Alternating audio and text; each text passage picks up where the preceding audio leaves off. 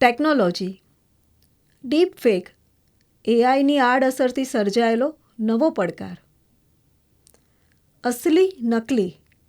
ગુજરાતી લેક્સિકન પ્રમાણે અસલી એટલે અગાઉનું, પુરાણું, મૂળ, ખરું, નકલી નહીં એવું. નકલી એટલે નકલરૂપ, બનાવટી, કૃત્રિમ. અસલ ને નકલનો આ ખેલ સદીઓથી ચાલતો આવે છે. જ્યાં અસલ છે ત્યાં નકલ છે અને છે જ. પુરાણોમાં કૃત્રિમ, બનાવટી માટે માયાવી શબ્દ છે. સોશિયલ મીડિયાના જમાનામાં નકલીની વ્યાખ્યા ફેક થઈ ગઈ. ફેક સામગ્રી, fake news, fake views, fake photo, fake video. તથ્ય છે કે નહીં એની ખરાઈ કર્યા વગર ફરતી થયેલી સામગ્રી કે જેને સામાન્ય યુઝર્સ સાચી માનવા માંડે છે. તેનાથી છેલ્લા દશકામાં સરકારો બની છે, સરકારો પડી ભાંગી છે. સાચી જાણકારી મળે ત્યાં સુધીમાં ખૂબ જ મોડું થઈ જાય છે. ફેક સામગ્રી સોશિયલ મીડિયામાં ફરતી થઈ જાય તો મિનિટોમાં માણસ હીરોમાંથી ઝીરો બની જાય છે. આર્ટિફિશિયલ ઇન્ટેલિજન્સના જમાનામાં હવે ફેકની ઉત્ક્રાંતિ થઈ છે. ફેક હવે ડીપ ફેકના નામે હાહાકાર મચાવે છે. એઆઈના દુરુપયોગથી વિડીયો, ફોટોમાં જે છેડછાડ કરવામાં આવે છે તે એટલું રિયલ લાગે છે કે એમાંથી અસલી શું ને નકલી શું એ તારવવાનું કામ લગભગ અશક્ય બની જાય છે. ફેક હોય તો એના સાચા ખોટાના પારખા થઈ શકે છે, પણ ડીપ ફેકમાં એટલો અવકાશ જ રહેતો નથી. આ ડીપ ફેકની ટેકનિક એક રીતે એઆઈની સાઇડ ઇફેક્ટ છે. જેમ દવાની પ્રમાણસરની માત્રા રોગમુક્ત કરે છે, પણ માત્રા વધી જાય તો જીવલેણ સાબિત થાય છે, તેમ એઆઈનો સમજપૂર્વકનો ઉપયોગ વરદાન સાબિત થઈ રહ્યો છે. એઆઈની મદદથી નિદાન અને ઇલાજમાં સરળતા આવી છે. નેનોબોટ્સથી ભવિષ્યમાં સ્વાસ્થ્ય ક્ષેત્રે અભૂતપૂર્વ ક્રાંતિ આવશે. સરેરાશ આયુષ્ય વધારવામાં એઆઈ ખૂબ જ ચાવીરૂપ ભૂમિકા ભજવશે. પણ આ જ ટેકનિક ખોટા હાથમાં જઈ ચડે છે ત્યારે ડીપ ફેક જેવું દૂષણ બની જાય છે. પહેલાં બદ ઇરાદો ધરાવતા લોકો ફોટોશોપ જેવા સોફ્ટવેરથી ફોટામાં ચેડા કરતા હતા, પરંતુ હવે ફોટોશોપથી ક્યાંય આગળ એવી ટેકનિક વિકસી ચૂકી છે કે જે ગણતરીની સેકન્ડમાં ફોટો અને વિડીયો બનાવી આપે છે. તે માટે મશીન લર્નિંગ ટેકનોલોજીનો ઉપયોગ થાય છે. મશીન લર્નિંગ એટલે એઆઈ સાથે જોડાયેલી ટેકનોલોજી.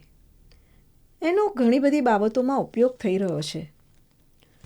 છેલ્લા દિવસોમાં ડીપ ફેકમાં પણ આ ટેકનિક વપરાવા લાગી છે. આ ટેકનિકથી ડીપ ફેક વિડીયો બનાવવા માટે 2 જુદા જુદા વિડીયોની જરૂર પડે છે. એઆઈથી ડીપ ફેક વિડીયો બનાવવા માટે ઇન્કોડર અને ડીકોડર નેટવર્કનો ઉપયોગ થાય છે. આ ટેકનિકલ શબ્દો છે.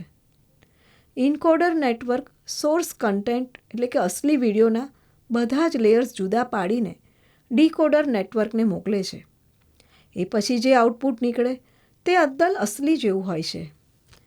આખી પ્રક્રિયાને સરળ રીતે સમજીએ તો એઆઈથી સજ્જ મશીન લર્નિંગને એક એવો વિડીયો આપવો પડે છે જેના આધારે ડીપ ફેક વિડીયો બનવાનો છે. અભિનેત્રી રશ્મિકા મંદાનાનો ચર્ચાસ્પદ ડીપફેક વિડીયો બનાવવા માટે કોઈએ અન્ય યુવતીનો એક વાંધાજનક વાયરલ વિડીયો પસંદ કર્યો. એ વિડીયો રશ્મિકાનો છે એવું જોનારને લાગે તે માટે મશીન લર્નિંગનો ઉપયોગ કરાયો. મશીન લર્નિંગને પેલી યુવતીનો વિડીયો અપાયો અને પછી રશ્મિકાનો બીજો વિડીયો અપાયો.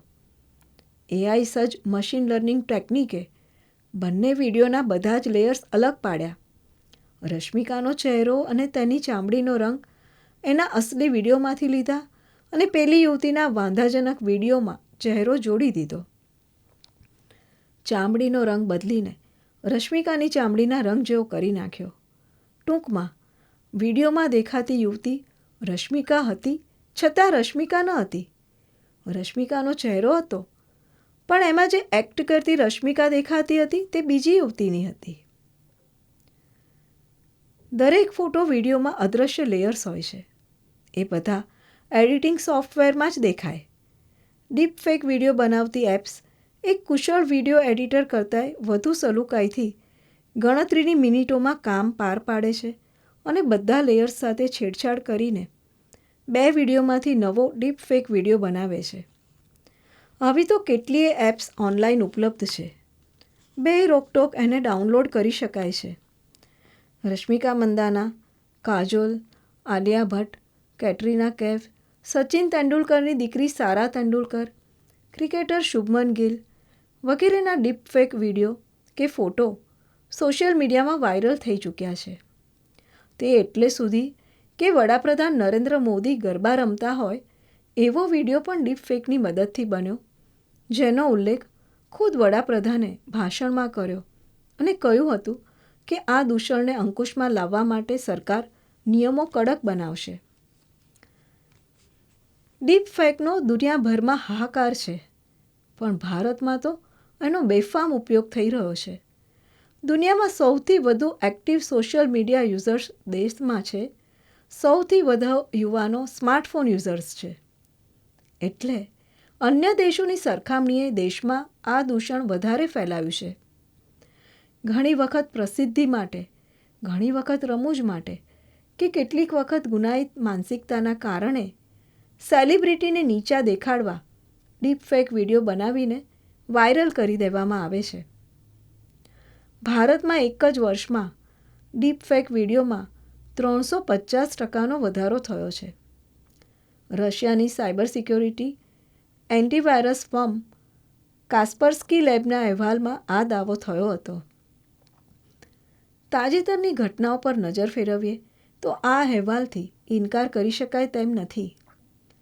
આખી જિંદગી મહેનત કરીને પ્રતિષ્ઠા મેળવનારા લોકોની ઇમેજ સેકન્ડોમાં ખરડાઈ જાય છે અને એ માટે હેકર્સને જરૂર પડે છે તેમનો એક ફોટો કે વિડીયોની. એક હાઈ રેઝોલ્યુશનનો ફોટો કે વિડીયો મળી જાય તો 60 સેકન્ડનો વિડીયો બનાવવાનું કામ માત્ર 25 મિનિટમાં પાર પડી જાય છે. એ વિડીયો જોઈને ભલભલા ટેકનો એક્સપર્ટ્સ પણ પહેલી નજરે ઓળખી શકતા નથી કે વિડીયો કે ફોટો અસલી છે કે નકલી. જો એક્સપર્ટ્સ માટે આ કામ કપરું હોય તો સામાન્ય માણસ તો આવા વિડીયોને સાચા માની લે એમાં કોઈ નવાઈ નથી. અત્યારે સોશિયલ મીડિયામાં ડીપ ફેક વિડીયો સાચા છે એમ માનીને ખૂબ જોવાઈ રહ્યા છે.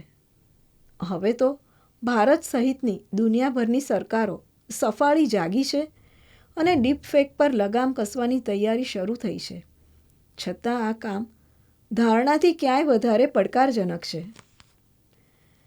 ભારત સરકારે નોઈડામાં સાયબર ફોરેન્સિક લેબ બનાવવાની જાહેરાત કરી છે. એ સમયસરનું પગલું છે. આ લેબમાં ડીપ ફેક વિડીયોનું તુરંત એનાલિસિસ થશે અને ક્યાંથી વિડીયો જનરેટ થયો છે તેની પણ જાણકારી બને એટલી ઝડપે મેળવાશે. દેશભરમાં આવી જ સાયબર ફોરેન્સિક લેબ બનાવવાની દિશામાં કામ ચાલી રહ્યું છે. IP એડ્રેસ, મોબાઈલ લોકેશન વગેરેના આધારે કોણે ડીપફેક વિડીયો વાયરલ કર્યો એ જાણીને આરોપીઓને યોગ્ય સજા અપાશે. AIના ડીપફેક જેવા દૂષણો ડામવા માટે UN પણ AIને નિયંત્રિત કરવાની ભલામણ કરે છે. ત્યારે દરેક દેશમાં AIનો હકારાત્મક ઉપયોગ થાય તે તપાસે એવી રેગ્યુલેટરી એજન્સી બને તે આવશ્યક છે. હર્ષ મેસવાણિયા.